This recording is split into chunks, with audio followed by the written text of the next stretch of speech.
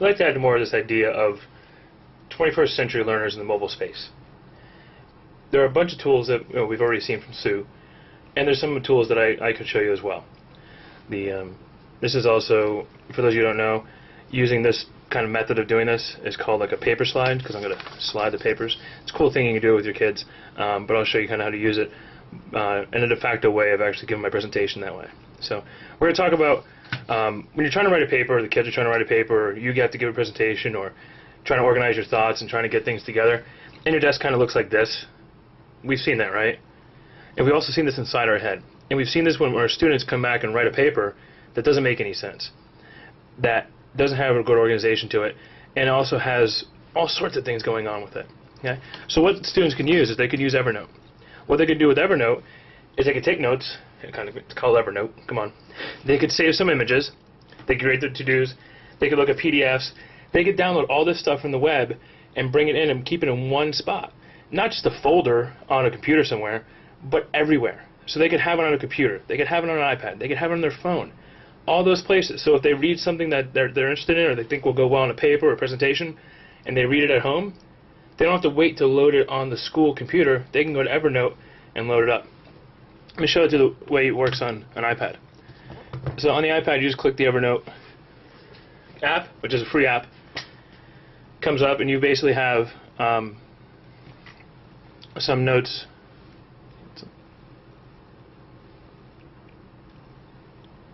So I made some notes earlier. I made a note for this presentation. I started to upload some of my images, and I started to write some notes to myself. And those are the things I was able to do.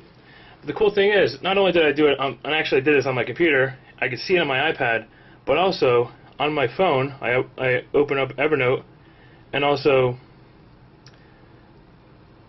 there are the notes to today's presentation. Okay, already working on my phone. So do you have to have all these gadgets to make this work? No, you could do this from a computer, but you could have these different levels of your mobile space to make this happen. Okay, powerful tool, right? I would hope you like it. So beyond Evernote, we want to basically be able to talk to the kids. Okay, email doesn't really work with them anymore. They're not really into it. We need something that's secure. We can't really use Facebook anymore because of the security issues. So we've gone to what's called Edmodo. Okay, so Edmodo, you could bring it up on your phone, you could bring it up on your computer. Some of you guys are already using it, and we'll talk about it later. But we'll have you sign up a little bit. But Edmodo basically works sort of like Facebook, but I can upload or have the students upload all kinds of stuff to me. They can continue the conversation after class.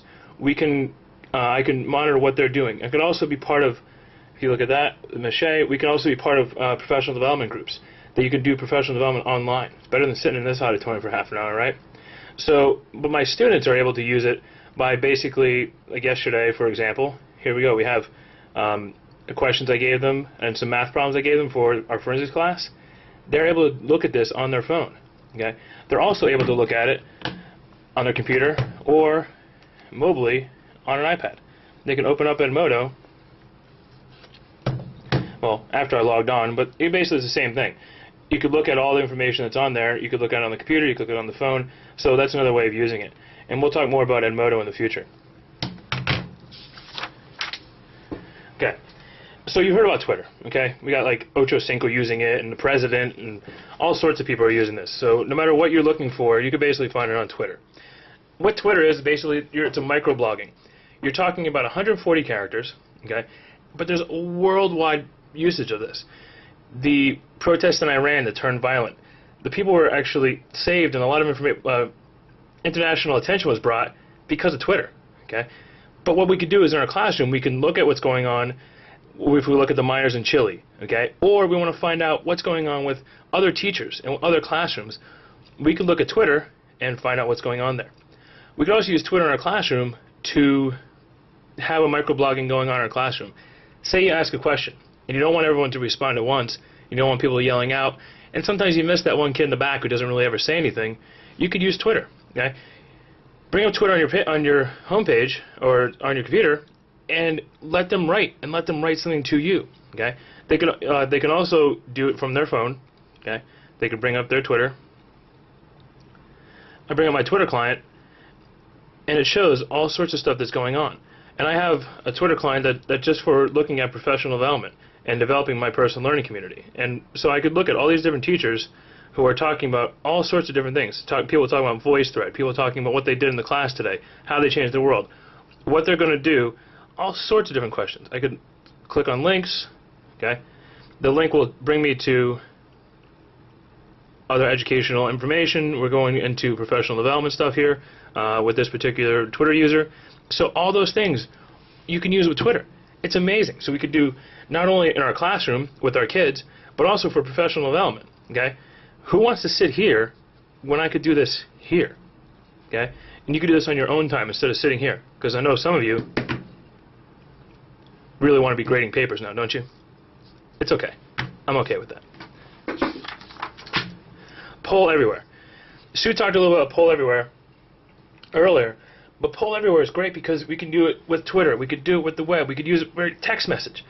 We brought kids into this idea of using their phone in school and being taught how to use it appropriately because of things like this.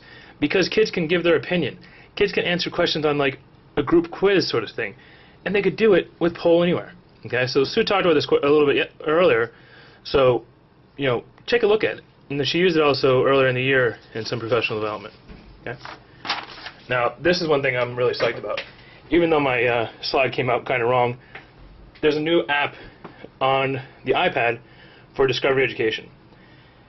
So our United Streaming, Discovery Education stuff that we use, Discovery Education on the iPad is basically a free, it's kind of like an app, but really it's just a website that you use, and you can make it look like an app on your phone or basically on the iPad. But if you click on it, what that does is it brings up basically what you would see if you're looking at discoveryeducation.com or unitedstreaming.com. And I could click on like language arts, and I could bring up something about literature. Okay, character development, huge part of what we talk about in literature. Okay, brings up a video of that. Not only does it bring up the video, we can also get any of the related information. So a teacher's guide. When you read a book, some characters We get some Blackline Masters. As the story progresses. Okay, so we get all those things from Discovery Education just by clicking on their app. Okay, so again, another thing that kids can use mobily, and also we can upload these things and have the kids log in and use these things. Okay, that's kind of it. Anybody have any questions? Hope so. Remember this whole idea of like sliding paper? Remember? So instead of looking at a PowerPoint, maybe it's easier that I slid the paper along. Okay, we've been using it for a couple of classes, and you might be interested in using it. Okay, later.